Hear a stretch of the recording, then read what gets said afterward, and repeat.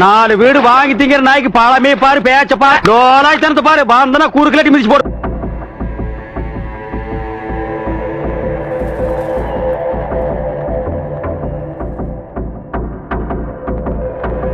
பாகிஸ்தான் உருவான கதை. மக்களே, பாகிஸ்தான் உருவானதை பற்றி உங்களுக்கு தெரியாத, உங்களுக்கு சொல்லப்படாத நிறைய தகவல்களை நாம் பாகிஸ்தான் சீரீஸ் மூலமாக பார்க்க போகிறோம். அதுக்கு முன்னாடி இந்தியாவில் இருக்க இஸ்லாமியர்களும் என்னோட சப்ஸ்கிரைபர்ஸாக இருக்க இஸ்லாமியர்களும் ஒரு விஷயத்த நல்லா புரிஞ்சுக்கணும். இந்த வீடியோவிலையும் சீரீஸ்லையும் பாகிஸ்தான் பற்றி தான் பேச போகிறோமே தவிர இந்தியாவில் வாழும் இஸ்லாமியர்களை பற்றி பேச போகிறதே இல்லை. இந்த வீடியோவில் நான் பேச போற எல்லாமே ரெக்கார்டட் ஹிஸ்டரி. அதனால தேவையில்லாம வீடியோவை பார்க்காமலேயே மதவெறியில தயவு செய்து காமெண்ட் பண்றதை நிறுத்துங்க. நிறுத்துவியா? நிறுத்திட்டேங்க. Very good. என்னோட சப்ஸ்கிரைபர்ஸ் கண்டிப்பா அதை பண்ண மாட்டாங்கன்னு எனக்கு நல்லாவே தெரியும். பாகிஸ்தான் மேல அவ்வளவு பாசம் இருந்தா தயவு செய்து பாகிஸ்தானுக்கே போயிடுங்க. வாங்க மக்களே, நான் உங்கள் பேங்கை, தமிழ் பேங்கை.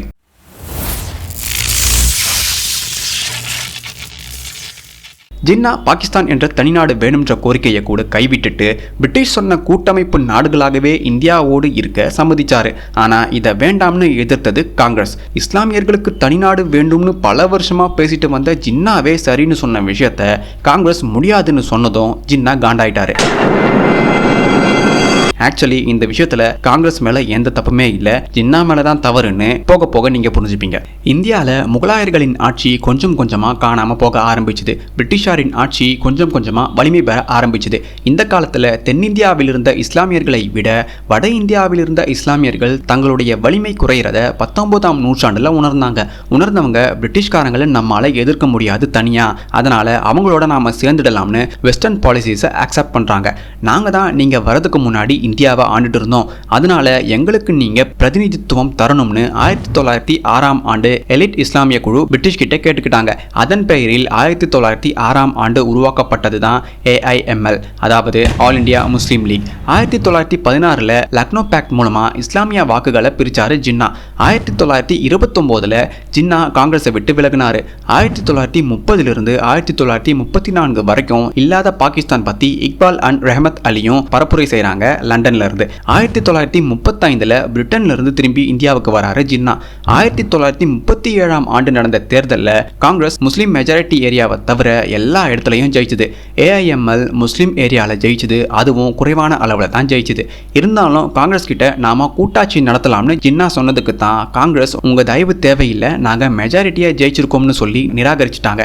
இந்த நேரத்தில் தான் ஜின்னா பிரிட்டிஷ் கைப்பாவையாகவும் மத ரீதியாகவும் சிந்திக்க ஆரம்பிச்சாரு. இப்படியே விட்டா ஒன்றுபட்ட இந்தியால இஸ்லாமியர்களுக்கு ஆளும் சக்தி கிடைக்காது, கடைசி வரைக்கும் சிறுபான்மையினராக தான் இருக்கணும்னு நினைச்சாரு. சரியா 1940ல இருந்து இஸ்லாமியர்களுக்கு தனிநாடு வேணும்னு முழக்கம் எழுப்ப ஆரம்பிச்சாரு. 1945 to 46ல நடந்த தேர்தலில் அதே மாதிரி காங்கிரஸ் மறுபடியும் பெரும்பான்மையா ஜெயிச்சது, கூட்டாட்சியை தவிர்க்குது. 1946ல பிரிட்டிஷ் தூண்டுதலால டைரக்ட் ஆக்ஷன் என்ற பேர்ல கொல்கத்தா இந்துக்களுக்கு எதிராக வன்முறையை கட்டவிழ்த்து விட்டாரு ஜின்னா. இந்தியாவின் நிகழ்கால வரலாற்றில் மதங்களுக்கு இடையே நடக்கும் பிரச்சனையை ஆரம்பிச்சு வச்ச 2 கொடூரமானவர்கள்ல ஒன்னு பிரிட்டிஷ், இன்னொன்னு ஜின்னா. ஏட்டுடி மாதிரியான தற்குறிகளுக்கோ பாகிஸ்தானுக்கு முட்டு கொடுக்கிற தற்குறிகளுக்கோ நவகாலி படுகொலைகள் பற்றி ஒரு கூந்தலும் தெரியாது. இதுதான் மக்களே பாகிஸ்தான் எதிர்காலத்தில் எந்த மாதிரியான நாடா உருவாகும்னு காட்டும் ஒரு நிகழ்வா இருந்துச்சு. பாகிஸ்தானை பிரிச்சுட்டு போன ஜின்னா டெமோக்ராட்டிக்கல் கண்ட்ரியை உருவாக்கணும்னு நினைச்சாரு. ஆனா இந்த நாடு உருவாக முதல்ல இவர் செஞ்ச வேலையே பயங்கரவாதம் தான். அதே பயங்கரவாதம் தான் இன்னி வரைக்கும் பாகிஸ்தானை யூஸ் அண்ட் த்ரோ நாடா வச்சுட்டு இருக்கு. 1857 சிப்பாய் புரட்சியால பிரிட்டிஷ் ஒரு விஷயத்த நல்லா புரிஞ்சுக்கிட்டாங்க. ஒன்றுபட்ட இந்தியர்களா இந்த இந்தியர்கள் இருந்தா நம்மள எப்ப வேணா கடல்ல கரைச்சிருவாங்க, அதனால இவங்களை பிரிக்கணும், ஒருத்தர் மோத வைக்கணும், அதை வச்சு நாம காரியத்தை சாதிக்கணும்னு நினைச்சாங்க. இந்து முஸ்லிம் பிரச்சனையை வின்ஸ்டன் சர்ச்சில் பிரிட்டிஷ்காரர்களின் அரணாக அமைந்த நல்வாய்ப்பு, இந்தியாவில் மட்டும் மத ரீதியான வேறுபாடு இல்லாம இருந்திருந்தா பிரிட்டிஷ் பொறுப்பெல்லாம் அங்க வெந்திருக்காதுன்னு எப்பவும் சொல்வாரு வின்ஸ்டன் சர்ச்சில். 1857 புரட்சிக்கு அப்புறம் இந்தியாவின் முதல் viceroy lord Canning East Indian company தலைமைக்கு ஒரு கடிதம் எழுதி அனுப்புறாரு. வெளிப்படையா சொல்லணும்னா ராணி எலிசபெத்துக்கு அவர் அனுப்புறாரு. 150 மில்லியன் இந்தியர்களை ஆளணும்னா முதல்ல நாம கணக்கச்சிதமா கணக்கு பண்ணி அவங்கள பிரிக்கணும்னு எழுதுறாரு. பிரிட்டிஷார் இந்தியாவை விட்டு வெளியேறும் வரைக்கும் இந்த பாலிசியை தான் அவங்க பின்பற்றி வந்தாங்க. பிரிட்டிஷ் கல்வி முறையை இந்துக்கள் உடனே அக்செப்ட் பண்ணிக்கிட்டு பிரிட்டிஷ்காரங்க எதிர்பார்க்காத அளவுக்கு தேர்ச்சி பெற்றாங்க. ஆனா இஸ்லாமியர்கள் பாரசீக கல்வி முறையில் பயின்று வந்ததால அவங்களால உடனே பிரிட்டிஷ் கல்வியை கிரகிச்சிக்க முடியல. இந்த நிகழ்வு முஸ்லிம் எலைட்ஸ்குள்ள பெரிய வெறுப்பை உண்டு பண்ணுச்சு. இஸ்லாமியர்களின் வெறுப்பு பிரிட்டிஷார் மேல அதிகமாகிறத உணர்ந்த governor general lord Mayo Bengal civil servant William Wilson Hunter கிட்ட இஸ்லாமியர்கள் தங்களுடைய மதத்துக்காக ராணியவே எதிர்ப்பாங்களான்னு கேட்டு இஸ்லாமியர்களையும் பெரிய அளவில் பள்ளி கல்லூரியில் நாம சேர்த்து படிக்க வைக்கணும்னு சொல்லி இந்திய முசல்மான்ஸ்னு ஒரு ரிப்போர்ட்டை எழுத சொல்றாரு. அதுல இஸ்லாமியர்களுக்கு பிரிட்டிஷ் அரசாங்கம் என்னவெல்லாம் நன்மை செய்யும், எவ்வளவு அங்கீகாரம் தரும், அதனால இஸ்லாமிய சமூகத்திற்கு ஏற்படும் நன்மைகள்னு பல விஷயங்களை சேர்த்து உருவாக்கி இருந்தாங்க ரெண்டு பேரும். அடுத்த 20 ஆண்டுகள்ல லார்ட் மாயோ மற்றும் ஹண்டரோட உழைப்புக்கு பலன் கிடைக்குது. 1921 பெரும் அளவிலான இஸ்லாமியர்கள் தேர்ச்சி விகிதத்தில் இந்துக்களை விட அதிகமாக இருந்தாங்க. என்னதான் தேர்ச்சி பெற்று டிகிரி வாங்கியிருந்தாலும் ஆங்கில புலமையில் இந்துக்கள் அதிக அளவில் சர்வசாதாரணமாக தேர்ச்சி பெற்றதை சையத் அகமது கான் கவனிக்கிறாரு. இப்படியே விட்டா ஆதியில் இருந்தபடியே இந்துக்கள் உயர் பதவியில இருந்துட்டு நம்மளை ஆட்டி படைப்பாங்கன்னு இவரா கற்பனை பண்ணிக்கிட்டாரு. அதனால பிரிட்டிஷ் கிட்ட இஸ்லாமியர்கள் எப்போதும் உங்களுக்கு விசுவாசமாகவும் ஆதரவாகவும் இருப்போம்னு சொல்லி இனி வரப்போகும் புது உலகத்தில் வாழ வெஸ்டர்ன் எஜுகேஷன் தான் முக்கியம்னு நான் புரிஞ்சுக்கிட்டேன்னு அலிகார்ல பிரிட்டிஷ்காரர்கள் அனுமதியோடு ஒரு நிலத்தை வாங்கினாரு. அங்க எஞ்சி இருந்த இஸ்லாமிய மன்னர்களின் ஆதரவோடும் பிரிட்டிஷ் ஆதரவோடும் முகமதன் ஆங்கிலோ ஓரியண்டல் காலேஜை நிறுவினார். ஆக்சுவலி ஆரம்பத்தில் இதை ஒரு பள்ளிக்கூடமாக தான் ஆரம்பிச்சாரு. 1875 ஆண்டு விக்டோரியா மகாராணியின் பிறந்தநாள் அப்ப 1881 ஆண்டு BA கிளாஸஸ் ஸ்டார்ட் பண்ணாங்க. இதுக்கப்புறம் இது அலிகார் யூனிவர்சிட்டியா மாறுச்சு. இந்து முஸ்லிம் இந்தியா பாகிஸ்தான் முதல் முறையா பிரிவினையை பேசினது இவர் தான். இந்துக்கள் இஸ்லாமியர்களை ஆள்வார்கள் அல்லது இஸ்லாமியர்கள் இந்துக்களை ஆள்வார்கள், இதில் எதையும் ஏற்றுக்கொள்ள சம்பந்தப்பட்டவர்களால் முடியாது. அதனால் இந்தியா இந்து நாடாகவும் பாகிஸ்தான் இஸ்லாமிய நாடாகவும் இருக்க வேண்டும்னு டூ நேஷன் தியரியை முதல்ல ஆரம்பிச்சவர் இவர் தான். சையத் அகமது கானுடைய வெஸ்டர்ன் எண்ணங்களை சில இஸ்லாமிய குழுக்கள் எதிர்த்தாங்க. வெஸ்டர்ன் கல்ச்சரால இஸ்லாம் பாதிக்கப்படுதுன்னு. இன்னொரு பக்கம் வெஸ்டர்ன் எஜுகேஷனை படிச்ச இந்துக்கள் பிரிட்டிஷாரை எதிர்த்து கேட்கக்கூடாத கேள்வியை கேட்டாங்க. இதனடா வம்பா போச்சு, இப்படி ரெண்டு பக்கமும் சேர்ந்து நம்மளை செய்யறாங்களேன்னு வெள்ளைக்காரர்கள் பதட்டமானாங்க. சரி, இவங்க கிட்ட பேசுவோம், பேசிதான் குறைகளை தீர்க்க முடியும்னு பிரிட்டிஷ்காரர்கள் 1885 உருவாக்குனது தான் காங்கிரஸ். இந்த காங்கிரஸ் செஷன் ஃபர்ஸ்ட் செஷனுக்கு அப்புறமே காங்கிரஸ் கட்சியா மாறுது. அதுக்கப்புறம் இந்த செஷன் 1890 ஆண்டு வரை நீடிச்சுது. 1906 ஆண்டு அலிகார் கல்லூரி மாணவர்கள் இந்து முஸ்லிம் இணைந்து அரசியல் பேரியக்கமாக ஆகணும்னு முடிவு பண்ணாங்க. நல்லா கவனிங்க மக்களே, இந்து முஸ்லிம் ஒற்றுமையாயிருந்து அரசியல் பேரியக்கமா ஆகணும்னு கல்லூரி மாணவர்கள் முடிவு பண்ணாங்க. ஆனா இப்படி ஒரு சம்பவம் எதிர்காலத்தில் நடக்கும்னு கணிச்ச வெள்ளையன் 1905 ஆண்டே பெங்காலை இந்தியாவிலிருந்து பிரிக்கிறாங்க மத ரீதியா. இதுக்கு உறுதுணையா இருந்த நவாப் சலிமுல்லாவுக்கு 14 லட்சம் லோன் சாங்ஷன் பண்ண சொல்லி லார்ட் மின்டோ மாடலே கிட்ட உத்தரவிட்டிருக்காரு. ஆகஸ்ட் 15, 1906 ஆண்டு. அந்த பணத்துல தான் ஆல் இந்தியா முஸ்லீம் லீக் உருவாகுது. இங்கிருந்து AIML தங்களோட முழு ஆதரவும் ஒத்துழைப்பும் பிரிட்டிஷ்காரர்களுக்கேன்னு உறுதிமொழி எடுத்தாங்க ஒரு மாநாட்டில்.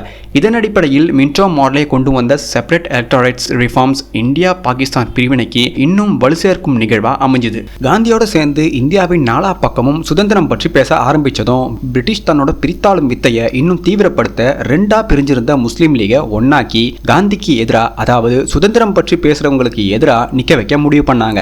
ஏன்னா காந்தி அண்ட் காங்கிரஸ் இந்தியர்களை ஒன்னு சேர்க்க ஆரம்பிச்ச காலம் அது. திடீர்னு இஸ்லாமியர்கள் காங்கிரஸ் பக்கம் போயிட்டா நம்ம பொழப்போட்ட முடியாதுன்னு முன்னெச்சரிக்கையா முகமது ஷஃபி தலைமையில் இருந்த இஸ்லாமியர்களையும் ஜின்னா தலைமையில் இருந்த இஸ்லாமியர்களையும் அழைச்சி 21 மே 1929 ஆண்டு டெல்லியில மீட்டிங் போடுறாங்க பிரிட்டிஷ்காரங்க. அப்ப பிரிட்டிஷ்காரங்க முகமது ஷஃபியை ஆஃப் பண்ணிட்டு அனைத்து இஸ்லாமியர்களையும் ஒருங்கிணைத்து நீங்களே வழிநடத்தணும்னு ஜின்னாவை தலைவராக்குறாங்க. முதல் முறையா 1933 தான் பாகிஸ்தான் என்ற வார்த்தையை லீஃப்லெட்ல பயன்படுத்துறாங்க. வெஸ்டர்ன் ஐடியாலஜி அண்ட் கான்ஸ்டிடியூஷனை தான் ஜின்னா பாகிஸ்தான்ல கொண்டு வர போறாரு. அவரால் இஸ்லாமிற்கே களங்கம் உண்டாகுதுன்னு ஷியா வகுப்பு இஸ்லாமியர்கள் ஜின்னாவை எதிர்த்தாங்க. சன்னி இஸ்லாமியர்கள் நிறைந்த பாகிஸ்தான்ல எங்களுக்கு நிச்சயம் மிகப்பெரிய அடக்குமுறை உண்டாகும், அதுக்கு பல மதங்கள் இருக்க இந்தியாவே தேவலாம்னு ஜின்னாவை எதிர்த்தாங்க. 1937 நடந்த எலெக்ஷன் பிரிட்டிஷ் அண்ட் முஸ்லீம் லீகை ஒரேடியா படுக்க வச்சுது. ஒட்டுமொத்த இந்தியர்களும் காங்கிரஸை விரும்புறாங்க, முஸ்லீம் லீகை புறக்கணிக்கிறாங்கன்னு பிரிட்டிஷ் கிளியரா புரிஞ்சுக்கிட்டாங்க. காங்கிரஸின் வளர்ச்சியை தடுக்க முஸ்லீம் லீகுக்கு, அதாவது மறைமுகமா ஜின்னாவுக்கு ஆதரவு தர ஆரம்பிச்சாங்க. இந்த நேரத்தில் இரண்டாம் உலக போர் தொடங்குது. காங்கிரஸ்காரர்கள் தங்களுடைய பதவியை ராஜினாமா பண்றாங்க. இதுக்கு பின்னாடி காந்தி, நேரு அண்ட் பிரிட்டிஷ்க்கு பல டீலிங்ஸ் நடந்துச்சு. இந்த சந்தர்ப்பத்தை ஜின்னா தனக்கு சாதகமாக்கிட்டாரு.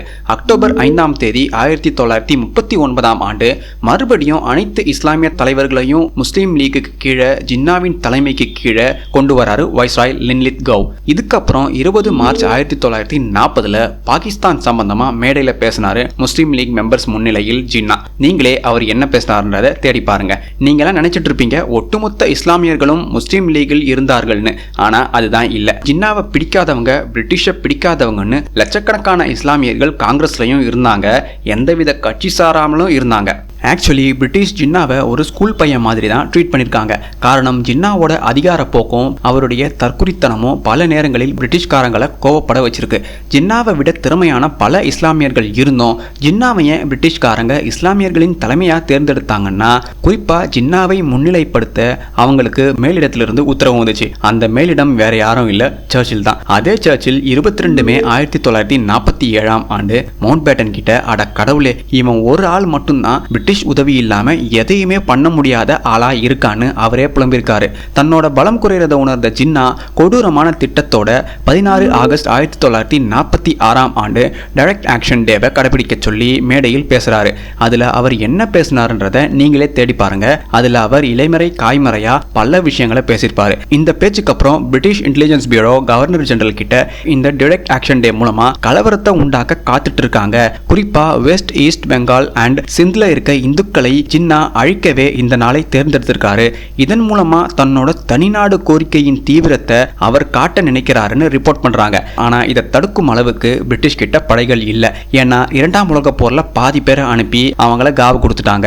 மீதி இருக்கிற படையை வச்சு தான் இந்தியாவை 1947 வரைக்கும் இவங்க ஆண்டு வந்தாங்க. இந்த திட்டமிட்ட கலவரத்துல இந்துக்கள் 4000 பேர் இறந்தும் 15000 பேர் காயப்பட்டும் பல வீடுகள் கொளுத்தப்பட்டும் பல பெண்கள் கற்பழிக்கப்பட்டும் தன்னுடைய தனிநாடு கோரிக்கையை சாதகமாக்குனான்னு பிரிட்டிஷ் ஆப்டர்மேத் ரிப்போர்ட் பண்ணியிருக்காங்க. இதுக்கப்புறம் ஒரு வருஷம் கழிச்சு ஆகஸ்ட் 14 1947 பவர் டிரான்ஸ்பர் நடந்து பாகிஸ்தான் எனும் பன்னாட்டு குப்பை தொட்டியை திட்டமிட்டு ஜின்னா கிட்ட கொடுக்குறாங்க பிரிட்டிஷ்காரங்க. இதுக்கு பின்னாடி இருக்க அரசியல் உள்குத்து புரியாத ஜின்னா தான் ஜெயிச்சிட்ட தான் நினைச்சு சந்தோஷப்படுறாரு. ஆனா இதுக்கப்புறம் தான் வேடிக்கையே இருக்குன்னு ஜின்னாவுக்கு தெரியல. இதுக்கப்புறம் பாகிஸ்தான்ல என்ன நடந்ததுன்னு அடுத்த பாகத்துல பார்க்கலாம். Until then, stick with me on my social media handles. Arigato மக்களே.